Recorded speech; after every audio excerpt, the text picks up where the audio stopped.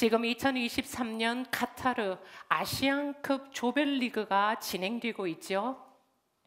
보고 흥분하고 계시지 않는지 모르겠는데요. 축구 경기 참 보면 재미있어요. 그죠? 축구에 대해서 잘 알지 못하는, 특별히 축구장에서 한 번도 뛰어보지 못한 제가 보아도 정말 재미있습니다.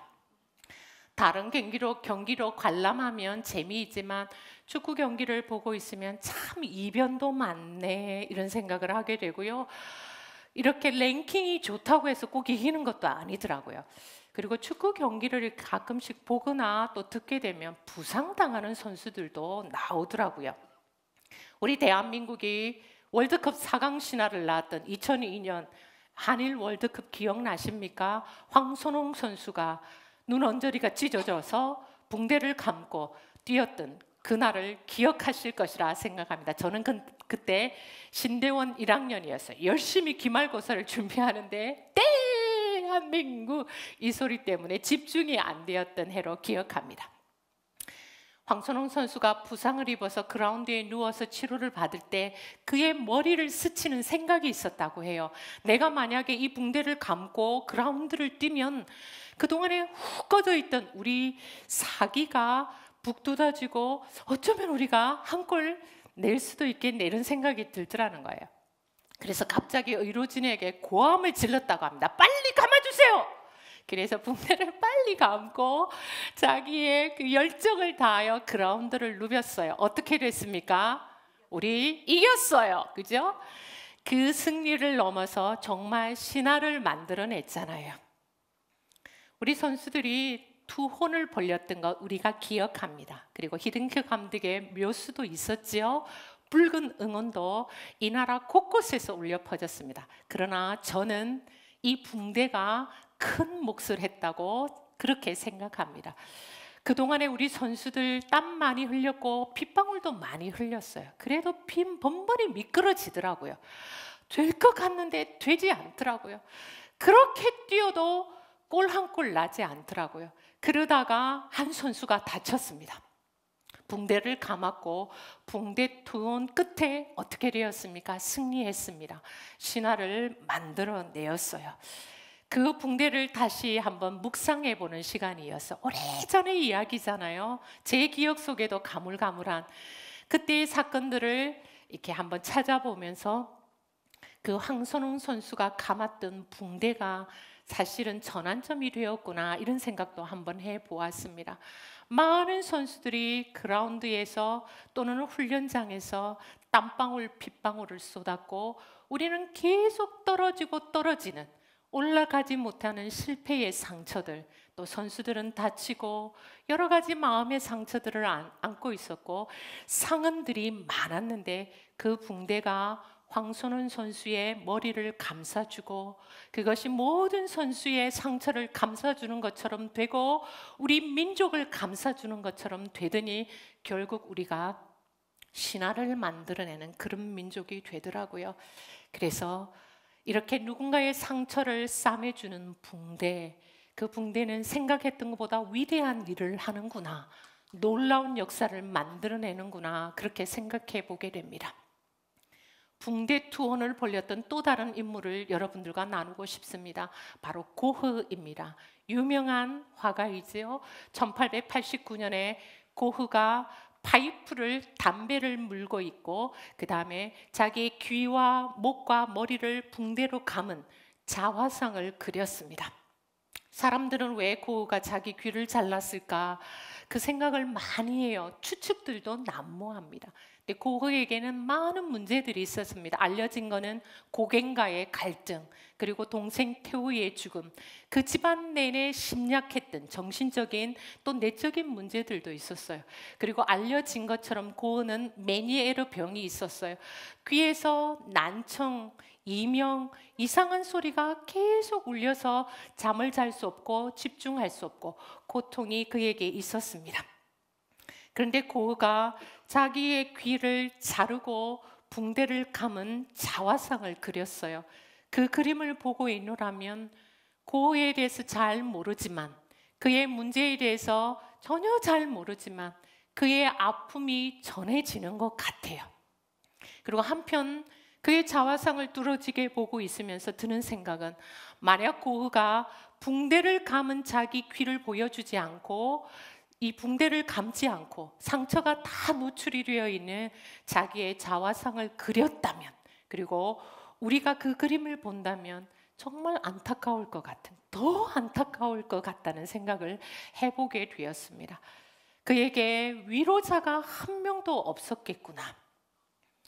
그를 감싸주는 게 아무것도 없었다면 그것을 보는 우리 모두의 마음이 아마 더 아팠지 않을까 생각해 봅니다. 붕대라도 감고 있으니, 그리고 그 붕대 때문에 어쩌면 고은은 불행 중 다행이었겠다, 이런 생각도 한번 해봅니다.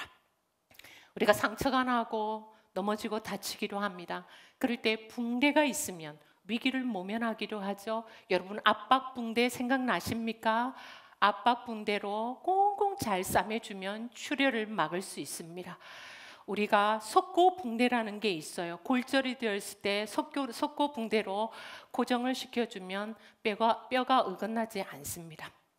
거즈 붕대 생각나죠? 거즈 붕대를 쫙 바르고 나면 세균이 침투하지 못합니다.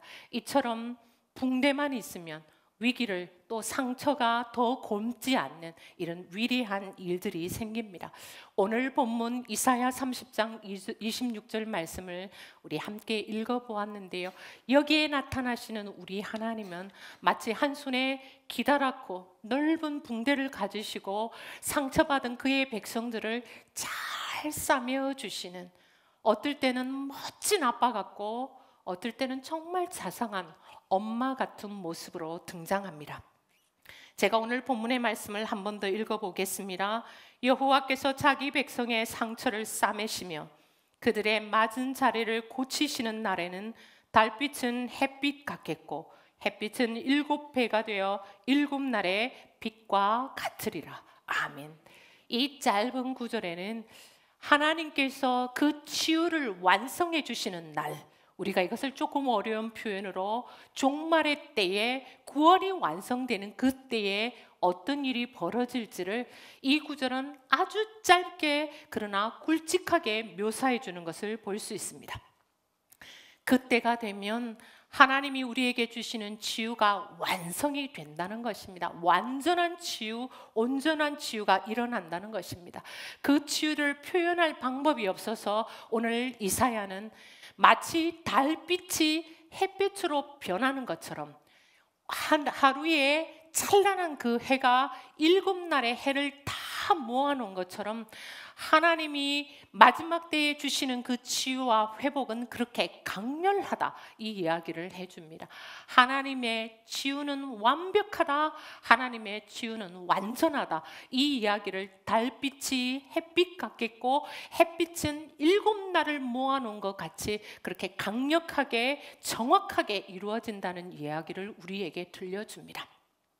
이렇게 강력한 빛을 쐬어도 하나님의 자녀들이 눈이 멀거나 어떤 부작용을 경험하는 것이 아니고, 아무런 해가 없는, 아무런 부작용이 없는 그 완벽한 치료가 일어나는, 그 치유가 경험되는 것이 하나님의 치유이다, 하나님의 치료이다 라고 말해줍니다. 이것이 바로 오늘 본문 이사야가 우리 모두에게 들려주는 메시지입니다. 또 이것은 단순한 치유를 넘어서 우리가 하나님을 섬기고 살아가면 하나님은 우리 인생이 이렇게 찬란히 빛나는 영광으로 감싸이게 한다는 것이죠.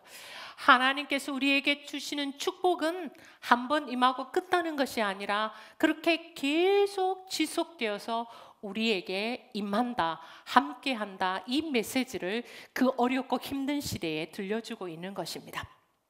오늘 본문에 나타나는 하나님 한번 살펴볼까요? 이 짧은 구절에 등장하는 우리 하나님의 모습은 우리의 아픔을, 우리의 상처를 잘 싸매어 주시는 분이십니다. 싸매다는 동사가 히브리어로 하바시인데요, 이것은 그냥 우리가 아는 것처럼 무엇인가 단단한 것으로 잘 묶어주는 것을 이야기합니다. 무엇은 문제가 드러나지 않도록 잘 동여매주는 그 행동을 가리키는 말입니다. 근데 구약 성경에는 이 싸매어 준다는 말과 함께 라파라는 치유라는 단어, 라파, 여호와 라파, 치유하시는 하나님이 이렇게 나란히 놓이는 것을 우리가 종종 보게 됩니다. 시편 147편 3절에도 하나님은 상심한 자들을 고치시며 여호와 라파이시죠. 하나님은 그들의 상처를 싸매시는도다. 여호와 하바시, 라파와 하바시, 고쳐주신다, 싸매어주신다가 나란히 놓여 있습니다. 오늘 본문에도 하나님은 자기 백성의 그 상처를 싸매어주신다, 하바시, 그리고 하나님은 그렇게 해서 그 맞은 자리를 고쳐주신다, 여호와 라파가 동시에 나오는 것을 우리가 볼 수 있습니다. 하나님은 마치 붕대를 넓게 펴서 그 백성들의 아픈 부분을 꽁꽁 잘 싸매어 주시는, 그렇게 싸매어서 아물게 하셔서 치유를 경험하게 하시는 분으로 묘사되어 있습니다. 그렇습니다. 하나님은 자기 백성의 상처를 잘 싸매어 주시는 분. 그래서 여호와 라파 하나님이 무엇인지, 누구인지 자기 백성이 알게 해주시는 분이십니다. 신약으로 넘어가면 누가복음 10장에는 선한 사마리아인의 비유가 나옵니다. 잘 알려진 비유이죠. 우리 예수님이 율법에 대해서 너무나 잘 안다고 말하는 그 사람들, 그러나 율법의 정신인 하나님 사랑과 이웃 사랑에 대해서는 전혀 실천하지 않는 그 사람들에게 비유로 경종을 울려주고 싶어서 우리 예수님이 선한 사마리아인의 비유를 들려주시잖아요. 이 비유의 내용이 이렇습니다. 한 사람이 예루살렘에 왔다가 여리고로 내려가다가 강도를 만나서 거의 죽게 되었습니다.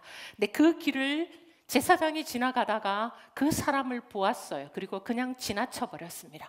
레위인도 이 광경을 보았지만 지나쳐 버렸어요. 그러나 이름 없는 한 사람, 의외의 사람, 사마리아인이 그 광경을 보고 어떻게 했습니까? 그에게 가까이 갔습니다. 그리고 그에게 기름과 포도주를 상처에 부어서 치유해주고 그를 데리고 주막에 가서 그를 쉬게 하고 돌보아줍니다. 다음 날 아침에 길을 떠나야 하는 이 사마리아인이 주막 주인에게 2데나리온을 줍니다. 그리고 만약에 이 비용이 모자라면 내가 돌아올 때에 반드시 들려서 비용을 대가를 다 치러주겠습니다. 이렇게 말해줍니다. 정말 아름답고 정말 감동적인 이야기이죠. 여기에서 레위인과 제사장이 누구냐 이런 의견들이 분분했어요. 그런데 오늘 저는 여러분들에게 이 강도 만난 사람이 도대체 누구일까 한번 질문을 던져보고 싶습니다. 여러분이 생각하실 때에 이 강도 만난 사람은 누구입니까? 이 말씀을 한번 묵상해 보면 이 강도 만난 사람이 나이구나, 이 강도 만난 사람이 여러분이시구나, 이 강도 만난 사람이 바로 우리이구나, 이런 생각을 하게 되더라고요. 우리가 인생을 살다가 인생의 강도를 만나기도 합니다. 내 인생에 그나마 있었던 것이 빼앗겨지기도 하고 내 생명이, 내 인생이 위태로워지는 일이 있습니다.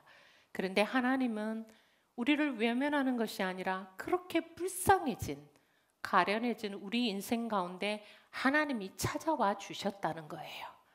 많은 사람들은 지나쳐 버렸지만 하나님은 그렇게 처참한 지경이 되어 있던 우리를 보시고 그냥 지나치지 않았다는 것이 중요합니다. 하나님은 예수 그리스도를 하늘 보좌 버리고 이 땅에 보내셔서 그렇게 죄 많고 낮고 더럽고 냄새나는 우리에게 다가오셔서 가당치도 않은 포도주와 기름을 부어주시고 또 우리를 깨끗한 방으로 들이셔서 그 비용을 다 치루어 주셨습니다. 이것이 바로 테텔레스타의 값을 지불해 주신 거잖아요. 자격이 없는데 하나님은 우리에게 그렇게 값을 치러 주시고 우리에게 더 비용이 들더라도 어떤 대가를 치르시더라도 그의 아들을 다 내어주시고서라도 하나님은 그 비용을 치러주시는 분, 외면하지 않는 분, 하나님은 지나치지 않는 분이라는 것을 우리가 이 말씀을 통해서 보게 되는 것이죠. 하나님은 이렇게 우리를 싸매어 주시는 분이십니다. 우리는 하나님이 나를 흙투성이 피투성이에게 그냥 버려두시는 거 아니야? 이런 생각이 들 때도 있어요. 하나님은 내가 냄새나고 더럽다고 나를 그냥 지나치시는 것 같아, 이런 생각이 들 때도 있어요. 하나님은 내가 별 볼 일 없다고 나를 그냥 두시는 것 같아, 이런 생각이 문득문득 들 때도 있죠. 그러나 하나님은 우리를 절대로 지나치지 않는 분이십니다. 하나님은 다가오시는 분, 하나님은 오셔서 우리를 싸매어 주시는 분, 가당치도 않는 기름과 포도주를 아낌없이 부어주시는 그 사랑을 낭비하시는 분, 그 아들을 내어 죽어서라도 어떤 비용이든 우리를 건지시고 싸매어 주시기 위해서 치루시는 분이십니다. 왜 하나님이 이렇게 하시죠? 성경은 하나님이 우리를 사랑해서 그렇다 말씀하십니다.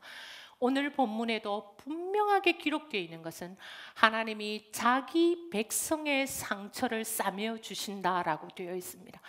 하나님은 당신이 택한 백성, 당신이 사랑하는 그 사람, 당신이 선택했기 때문에 그 사랑을 계속 이어가신다는 것을 우리에게 말씀해 주십니다. 하나님은 변하지 않는다는 것이죠. 하나님을 하나님으로, 나의 하나님으로 믿고 자신의 하나님으로 믿고 따르는 사람에게 하나님은 이와 같은 은혜를 베풀어 주십니다. 하나님은 그 사랑은 모두에게 열려 있습니다. 그러나 모든 사람이 그 사랑을 잊는 것은 아니더라고요. 하나님의 구원하심을 믿고 하나님을 따르는 사람에게 그 사랑은 임합니다. 하나님의 은혜는 모두에게 열려 있습니다. 그러나 누구나 그 은혜를 잊는 것은 아니더라고요. 하나님의 그 은혜의 울타리, 하나님의 은혜의 우산 아래에 있는 사람이 그 은혜를 입게, 은혜를 누리게 되는 것입니다. 사랑하는 성도 여러분, 여러분은 지금 싸매어 주시는 그 하나님의 은혜를 누리고 계십니까? 우리 모두는 상처가 있고 아픔이 있습니다. 시린 곳, 아픈 곳. 오늘도 하나님이 당신의 그 전능하신 붕대를 펼치셔서, 하나님 그 창조주의 생명싸개를 펼치셔서 우리를 쌓아주시기를 원하는, 나의 이 아픈 곳, 이 시린 곳, 이 병든 곳을 쌓아주시기를 원하시는 곳 우리가 다 가지고 있죠. 그런데 우리가 그것을 하나님 앞에 내어놓고, 하나님 여기에 임재하여 주옵소서, 이곳을, 제 마음을, 제 믿음을, 제 인생을 하나님 싸매어 주십시오. 우리가 기꺼이 하나님 앞에 내어놓으며 간구할 때 하나님은 임재하십니다. 우리가 그 하나님을 기억합시다. 우리 인생에는 실패가 있습니다. 크고 작을 뿐이지 우리 인생에 실패도 있고 좌절이 있습니다. 근데 그것을 하나님 앞에 내어놓을 때 하나님은 반드시 싸매어 주시는 분이십니다. 왜 그렇습니까? 우리가 당신의 택한 백성이기 때문에.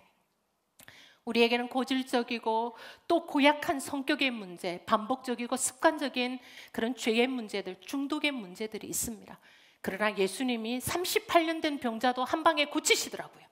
예수님이 12해를 혈류증으로 치료 불가능한 그 여인도 예수님은 단 한 번의 스침을 통해서 치유하시더라고요. 우리 주님이, 우리 하나님이 못 고칠 병, 못 고치는 상처와 아픔은 없습니다. 오늘도 우리가 때로는 많은 일들을 겪을 때 믿음이 흔들리기도 합니다. 그러나 오늘도 우리가 나는 하나님을 믿습니다. 하나님이 나의 구원자이심을, 오늘도 변함없는 사랑으로 나와 함께 하심을 믿습니다. 구원을 확인하면서 결단하면서 나아가면, 또 우리가 예수 그리스도라는 이 반석에 우리의 닻을, 인생의 닻을 내리고 살아간다면 우리 인생은 흔들리지 않게 될 것입니다. 여러분들과 인생 자체가 상처였던 한 사람의 이야기를 같이 나누고 싶습니다.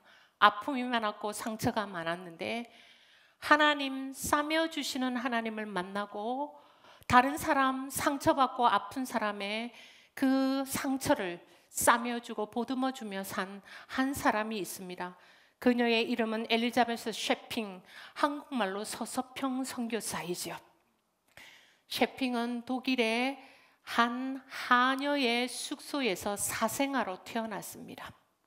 3살이 되었을 때 어머니가 그를 버리고 미국으로 가며 새 출발을 하며 할머니에게 맡겼습니다. 11살이 되었을 때 할머니가 돌아가셨고 어머니를 찾아서 미국으로 건너가게 되었습니다. 간호학교에 입학했고 간호 실습을 하다가 뉴욕 병원에서 실습 중에 예수 그리스도를 처음으로 인격적으로 만나게 되고 영접하고 장로 교인이 되었습니다. 이 사건이 그녀의 인생을 바꾸어 놓았어요. 어머니가 이 셰핑이 기독교인이 되었다는 소식을 듣고 의절합니다. 어머니는 신실한 가톨릭 신자였거든요. 이렇게 보면 셰핑은 같은 어머니에게 두 번이나 버림을 받았습니다. 이런 상처, 이런 아픔이 있었는데도 셰핑은 계속하여 다른 사람의 상처와 아픔을 보듬어 주는 일을 계속했습니다. 그러다가 1912년 2월 13일 날 우리나라로 선교사로, 간호 선교사로 입국하게 되고 광주 제중원에서 간호 선교사로 살아갑니다. 대한민국 일제강점시대에 들어와 보니 헐벗고 착취당하고 버려진 사람들이 그렇게 많았더랍니다. 이 상처 많고 아픈 세핑 선교사의 눈에 버려진 아이들이 보이기 시작하고 버려진 여자가 보였습니다. 병들어서 버려지고 또 미혼모라서 버려지고 한센병이 걸려서 버려진 많은 사람들을 그가 보고 그들을 싸매주기 시작합니다. 한국 사람이 되기 위해서 보리밥과 된장국을 먹고 흰 저고리, 검정 치마를 입고 고무신을 신고 살았습니다. 그리고 한국말을 배우고 한국 사람들의 이름 없는 사람의 이름을 지어주며 14명의 아이를 그가 입양했습니다. 자신의 인생은 상처와 아픔으로 점철됐지만 거기에 머물지 않고 누구인가의 상처와 아픔을 보듬어주는 그런 선교사로 이 땅에서 수많은 이들의 눈물을 닦아주고 상처를 보듬어주는 진정한 어미로서 살고 또 하나님의 부름을 받았습니다.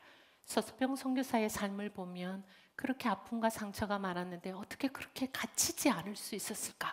거기에 함몰되지 않았을까? 어떻게 그 상처를 뚫고 나올 수 있었을까? 그 생각을 해보게 돼요. 그를 보듬어 주시는 하나님의 사랑을 진정으로 만나고 나서 그는 이제 다른 사람의 상처를 보듬어 주는, 상처를 싸매주는 사람이 되었습니다. 사랑하는 여러분, 여러분에게도 상처와 아픔이 있으시죠? 우리 모두는 다 그런 상처와 아픔이 한두 가지씩은 있을 것입니다. 그래도 우리 그 상처 때문에 함몰되지 맙시다. 그 상처에 갇혀 지내지 맙시다. 그 상처 때문에 상처받은 누군가의 상처와 아픔을 후벼 파며 사는 그런 사람이 되지 맙시다.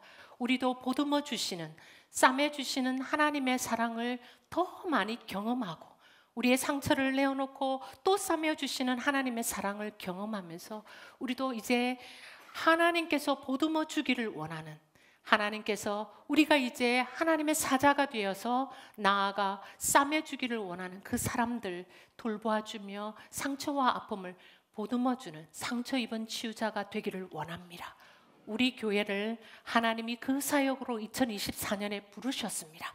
상처 입은 치유자가 되어서 살도록 이제 그 치유의 사명으로 하나님이 우리 교회와 우리 모두를 부르셨습니다. 상처가 여전히 있지만, 내 아픔이 크지만, 여기서 빠져나오기가 너무나도 힘들지만, 그러나 우리의 상처를 하나님께 내어놓고 보듬어 주세요, 싸매어 주세요 늘 간구하며 나아가면 또 누군가의 상처를 우리가 손을 펼치고 마음을 펼쳐서 싸매어 주면 우리의 상처와 아픔은 더욱 온전히 치유됩니다. 아멘. 하나님은 그렇게 일하시더라고요.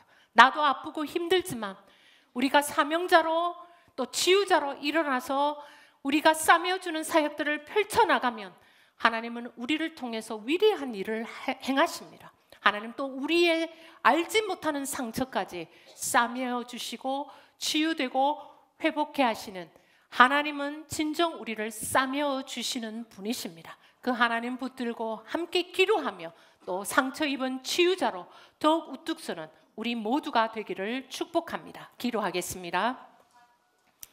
싸매어 주시는 하나님, 우리에게는 여전히 상처와 아픔이 많이 있습니다. 죄와 허물이 있고 우리는 여전히 냄새나고 더럽습니다. 그런 우리를 모른 채 하지 않고 우리에게 다가오신 하나님 아버지, 고맙고 감사합니다. 이제 우리가 이 상처와 실패와 좌절을 넘어서서 누군가의 상처를 싸매어주며 보듬어주는 상처 입은 치유자가 될 수 있기를 원합니다. 우리를 붙들어 주옵소서. 우리를 일으켜 세워 주옵소서. 성령의 충만함으로 우리 가운데 역사하셔서 치유를 입은 사명자로 살아갈 수 있도록 기름 부어 주옵소서. 주 예수 그리스도의 이름으로 기도하옵나이다. 아멘.